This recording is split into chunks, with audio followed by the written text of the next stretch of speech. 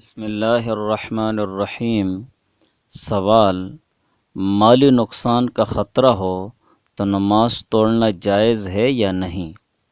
جواب: اگر نماز کی نیت باندھنے کے بعد 1 درہم کی مقدار مالی نقصان ہو رہا ہو تو نماز توڑنا درست ہے، اور 1 درہم کی مقدار 3 ماشے یعنی 3.402 گرام چاندی ہے، لہٰذا 1 درہم یعنی 3.402 گرام چاندی کی قیمت کے برابر کسی چیز کے ضائع ہونے کی صورت میں نماز توڑنا جائز ہے۔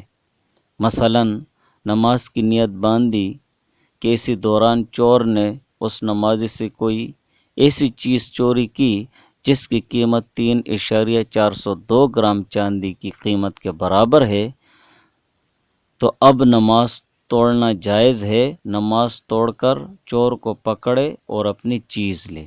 اسی طرح اور مثالیں ہیں جس میں 3.402 گرام چاندی کی قیمت کے برابر مالی نقصان ہونے کی صورت میں نماز توڑنا درست ہے، بحوالہ فتاوی حقانیہ اور نماز کے مسائل کا انسائکلوپیڈیا۔